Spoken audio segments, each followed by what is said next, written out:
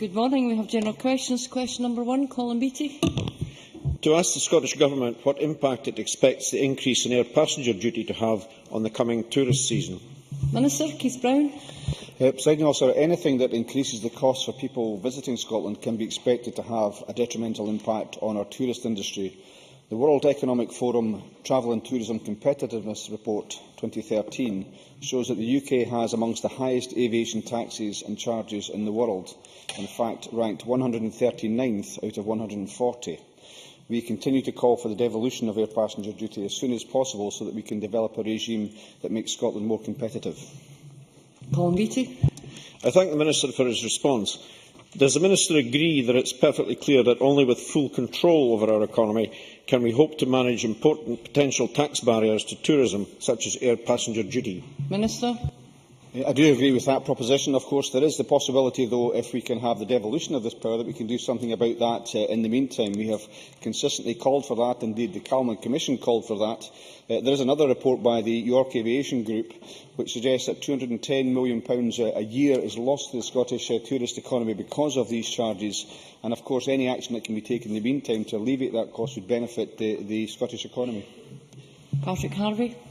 Thank you. In September last year, I asked the First Minister why no estimate had been made of the additional climate impact from the Government's air passenger duty policy. He told me it is our responsibility to put forward an estimate in that respect, and we will do so. Now here we are nearly 8 months later and we have not heard a peep on that subject. When is the Government going to come clean on the damaging climate impact of its policy to give even further tax breaks to this already heavily subsidised industry? Minister. I think the point has been made before in response to these points which are made by Patrick Harvie, that of course if we can improve air services, for example through the bottleneck of Heathrow, we can actually reduce the number of flights which are required. If people are able to fly on long-haul flights, for example from Scotland directly, it eliminates the need for that additional flight from Scotland to London. So there are benefits from improving our aviation industry, and that's what we'll continue to do. Of course we have the responsibilities in terms of climate change. We want to see the industry increase its efforts to make sure that what it does has the least minimum impact on the environment, whether that's because of the efficiency of aircraft or the new fuels which can be used. But we also have a responsibility to improve the Scottish economy, and the devolution of APD would allow us to do that. Question number 2, John Pentland. To ask the Scottish Government whether it will introduce regulations to the effect that charges other than rent and a limited refundable deposit may not be levied on tenants. Minister Margaret Burgess. Section 32 of the Private Rented Housing Scotland Act 2011, which came into force on the 30th of November 2012, clarified the law in relation to the charging of illegal premiums in the private rented sector. This makes it clear that landlords and letting agents acting on their behalf should not charge tenants anything other than rent and a refundable deposit not exceeding 2 months' rent in relation to the granting, renewal or continuance of a tenancy. John Pentland. Can I thank the Minister for that reply, but can the Minister use his powers to make it clear that charges for credit checks or indeed anything else except rent and a defined maximum deposit are not acceptable? Minister. Thank you. We've already made that very clear, that charges for credit checks put onto the tenants is not acceptable. That has been declined when we clarified the law, that would be an illegal premium, an illegal charge. Tenants have the right to go to court to have their money refunded. It is also an offence, and it can be looked at if these charges are being made, that under the fit and proper person test as a private landlord, that can also be used to ensure that charges such as that do not apply. Question number 3, Marco Biaggi. To ask the Scottish Government how businesses in cities can benefit from being part of a business improvement district. Minister Derek Mackay. There are now 19 business improvement districts in Scotland, including 3 in Edinburgh and individual bids in Aberdeen and Inverness. Businesses in these areas are benefiting from improvements to local environment and facilities, joint marketing and promotion activities, action to reduce crime and disorder, and joint procurement as some examples. Bids are led by local businesses. They are good for those businesses and the regeneration of our towns and cities. Marco Biaggi. After 5 years, the city centre bid in my constituency, known as Essential Edinburgh, who has done commendable work in revitalising St Andrews Square, handling the Occupy protest sensitively and delivering cost savings to businesses through combining waste management and more. What message would he give to those considering how to vote in the current re-ballot? Minister. I would say in response to Mr Biagi, I would very much agree with those sentiments around how it has supported Edinburgh. It will be a matter for local businesses to decide, of course, but to continue that renewal and those achievements, I would encourage businesses to vote yes. Yes for sustainable economic growth, to unlock local potential, to boost the regeneration of our city. This argument sounds familiar. Vote yes, Presiding Officer. Question number 4, Siobhan McMahon. To ask the Scottish Government what emphasis it places on its work on equality. Minister Swinna Robertson. The Scottish Government places a strong emphasis on equality because we believe in a fair and just Scotland, because it is at the heart of realising improved outcomes for the people of Scotland, and because it matters for our economic and social well-being. The Scottish Government's Equality Outcomes and Mainstreaming Report, which was published on the 30th of April, summarises much of the action we have taken to date. Siobhan McMahon. The Minister for that answer. Can the Minister explain, in light of the recent announcement by the Cabinet Secretary, why the religion aspect of equality remains separate as part of the justice portfolio, while the rest of the protected characteristics fall under the remit of you, Minister, for Commonwealth Games and Sport? What is the justification for this? Minister. Well, I'm sure the member will appreciate that the equality agenda spans many ministers' portfolios, and many ministers have an input into the equality agenda. One of the reasons I was very keen to take on aspects of the equality agenda was to give some momentum behind many aspects of the government's policy. So I will be ensuring that across all of these aspects that the equality agenda is pursued, but of course I will work very closely with other ministers, and of course Rosanna Cunningham, as the minister who has responsibility for religion and belief. I will be working very closely with her, and I hope I can give the member some reassurance on that matter. Aileen MacLeod. Thank you, Presiding Officer. Can I ask the Minister what action the Scottish Government is taking to tackle the barriers that are facing women who want to work? Minister. Well, the Scottish Government is taking a number of actions to tackle the barriers facing women who want to work.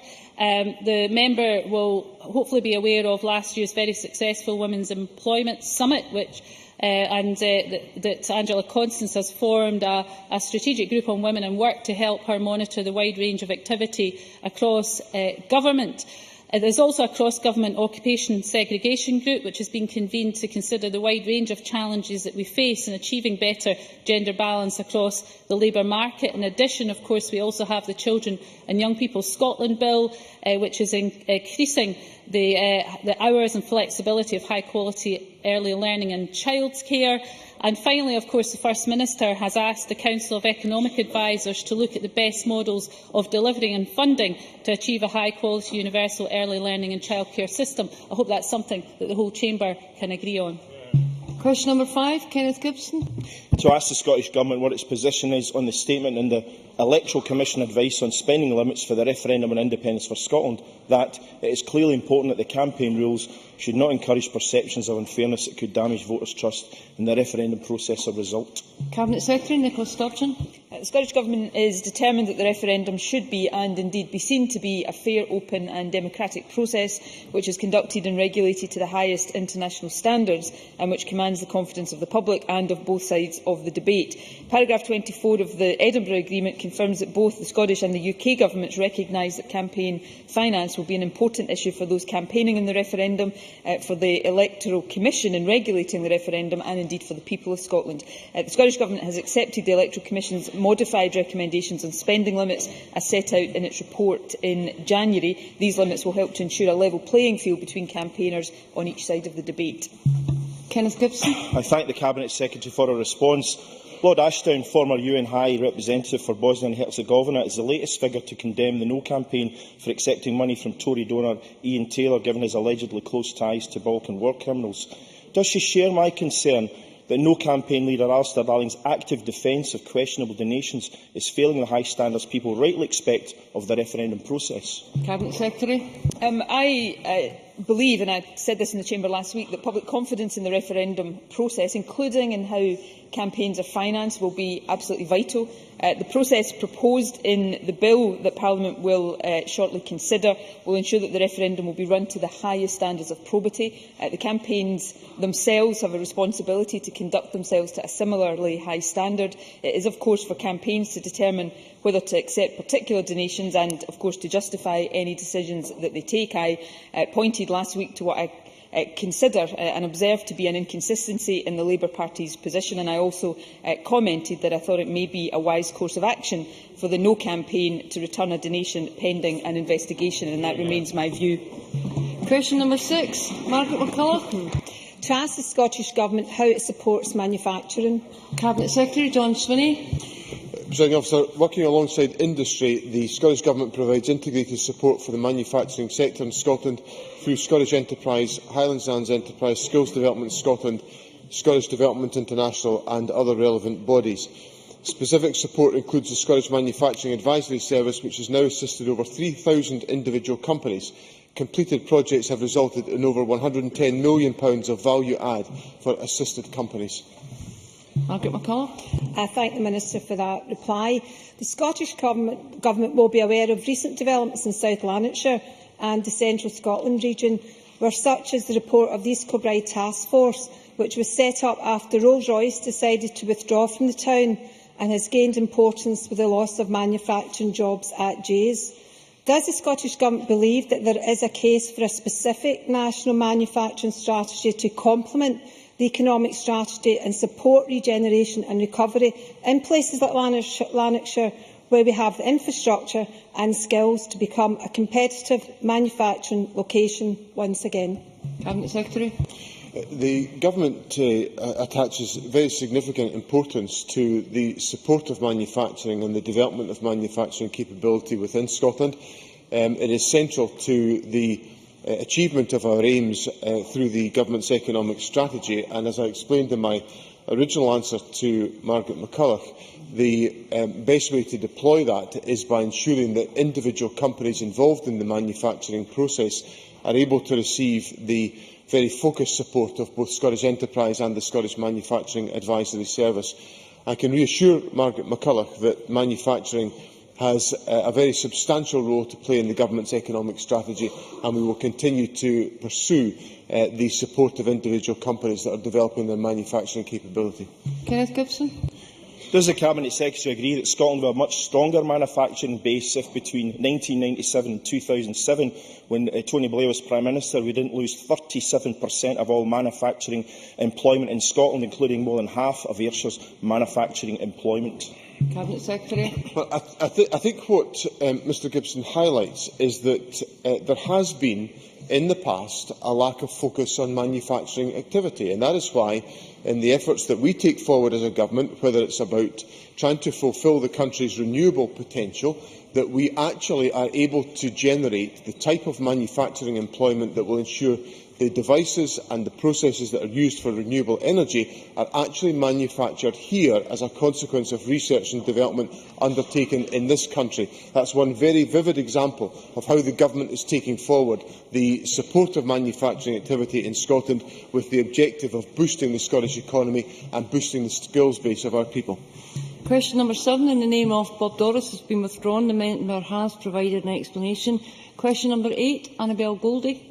To ask the Scottish Government what progress is being made in the teaching provision of modern languages in primary schools. Minister Alistair Allen. Good progress is being made in taking forward our ambitious policy on languages to create the conditions in which every child will learn 2 languages in addition to their own mother tongue. £4 million has been allocated for 2013-14 as initial funding to local authorities to start to take forward our aims to enable young people to start learning a second language from primary 1. I have convened a strategic implementation group which will meet for the first time next week to provide leadership and momentum in driving the policy forward. Annabel Goldie. Does the Minister accept that there is considerable concern amongst businesses and industry that fewer and fewer students are choosing to study foreign languages at higher level? And declining numbers of students in such languages just now means declining numbers of teachers of these languages in the future. So what steps are being taken at primary school level to heighten awareness of the importance of diverse language skills to encourage more young people to study foreign languages, both for their own benefit, but also to heighten the need for a teaching provision in the future to avoid a teaching desert? Minister. Well, the member rightly points out that in order to increase the numbers of people studying modern languages in secondary school, we have to increase provision in primary, and this very initiative that I'm talking about seeks to do that. It's an ambitious plan, but I believe it's one that's necessary in order to achieve that, and that's why we want people to come out of primary with a grounding in foreign languages. I should also point out that the figures for presentation at higher do show, and I accept it's a very modest increase of 1.3% during the period in office in this government. And it's certainly a figure I would want to increase. But I certainly think we can improve on the record of the Members' Party when in government, who managed to reduce the numbers presenting for modern language hires by 17%. Question number 9, John Finney. Officer, to ask the Scottish Government what plans it has to increase the routine use of Gaelic across its services. Minister, Alistair Allen. In its Gaelic language plan, the Scottish Government has committed to make use of Gaelic in a variety of day-to-day operations, and we will shortly be strengthening and renewing this plan. Through this, we will identify how we can strengthen our support for the language, and our draft plan will go out for public consultation. John Finney. I thank the Minister for that reply. Can the Minister advise when the Scottish Government will publish new written guidelines on Gaelic medium education, as recommended in the HMIA report of 2011, Gaelic Education Building on the Successes, Addressing the Barriers, please? Minister. Well, the Government is in the early stages of preparing such guidance, and it will be presented. And the reasons for it, I suspect that the member will agree with, are to ensure that we maintain the quality and the standards and the definition, indeed, of Gaelic medium education, which I know is a subject he's interested in, to ensure that total immersion in the language means what it says, and to ensure both fluency and capacity to go on to further levels of study. Question number 10, Sandra White. Ms White's mic on. It's fine now. Thank you, Presiding Officer. To ask the Scottish Government what benefits the Scottish Funding Council's investment in technology innovation centres in Edinburgh and Glasgow will bring to the life sciences industry. Secretary Michael Russell. The Scottish Funding Council's investment, Presiding Officer, in innovation centres will create a range of benefits for the life sciences industries in Scotland. These innovation centres will give life science companies access to world-leading research, top-class researchers and state-of-the-art facilities. They will, of course, help companies ensure that the products and processes being developed reach their full potential, produce economic and health benefits for Scotland, and add to the research and educational infrastructure. Sandra White. I thank the Minister for his reply. It is certainly very good news for the life sciences industry in my constituency, in Kelvin and Scotland as a whole. I note that 22 industry partners are supporting the innovative project. Can the Minister provide me with more details of these industry partners? Cabinet Secretary. I've been very struck in all the bids taking place in this area that there has been a very wide range of partners who wanted to get involved, and that speaks volumes for the initiatives that are taken and for the success that they are likely to have. In this, the Sensor and Imaging Systems Innovation Centre, it has over 30 partners, including a mix of 16 national and multinational companies such as IBM, Thales UK, Gas Sensing Solutions, Scottish Sensor Systems, Scottish Water and Optos. A number of public sector partners are also involved, including SEPA, Scottish Canals and Falkirk Council. And, of course, the cream of our own university science and engineering research talent from across the breadth of the Scottish higher education landscape, led by the University of Glasgow, but giving testament to the research pooling initiatives which started in Scotland and have greatly strengthened the cooperation that takes place across all our establishments. I'm happy to send the member a full list of all participating companies and partners in the 3 innovation centres.